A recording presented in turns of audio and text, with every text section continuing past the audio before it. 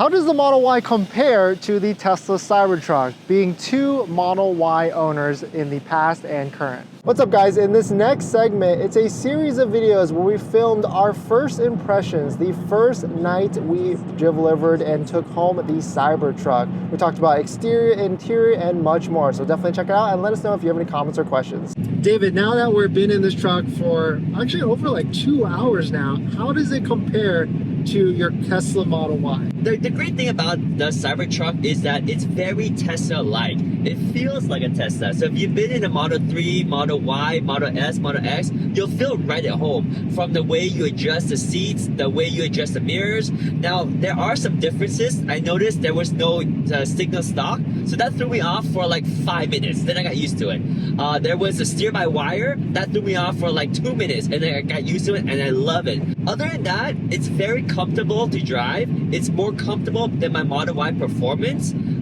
It has a good punch. It's more spacious, but I will say that the truck bed is not as useful to me immediately as just having a big hatchback. So I like it, but I would say if you're looking for value, I see the Model Y as more value for what you get. Like if you're trying to get the most Tesla for the least amount of money, definitely the Model 3 or the Model Y, hands down. As you go for the Model S, the Model X, and now the Cybertruck, there is kind of a diminishing returns on your investment. But for the appeal, it's like no other. It is the most interesting vehicle on the road, and it's polarizing. Whether you love it or you hate it, people are gonna look at you, talk about it, they're gonna ask you a question. It's like being a superstar, and that's my take on it. What about you, Dennis? You've been with the car for about 2 hours too. What's your take? So actually,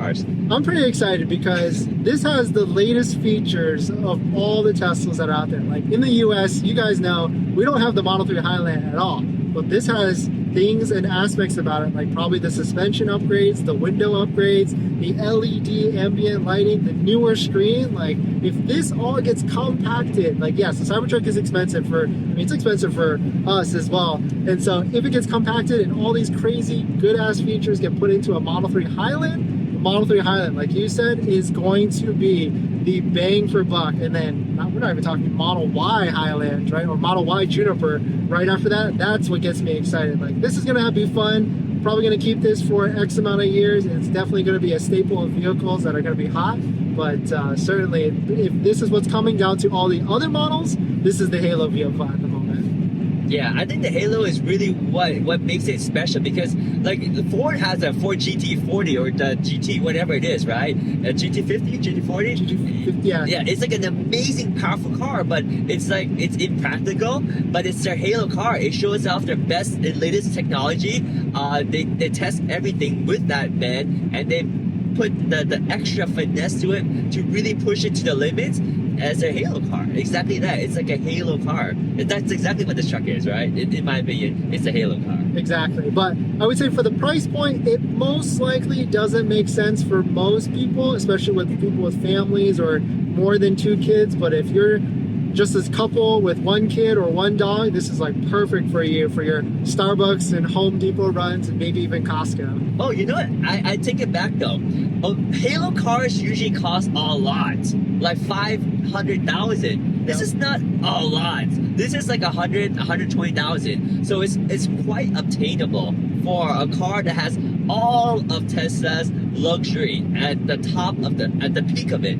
So for the price, if you can afford it and you enjoy the layout, the design of the truck, I think it's a very good price for that, right? If you want the best of everything. Yeah, especially if it's going to come out at 60K when it's supposed to be like 2025 or whatever, and that's going to be right at the heels of what the Model Y used to be. That is certainly going to be bang for buck, because I love how you started with where you mentioned about suspension.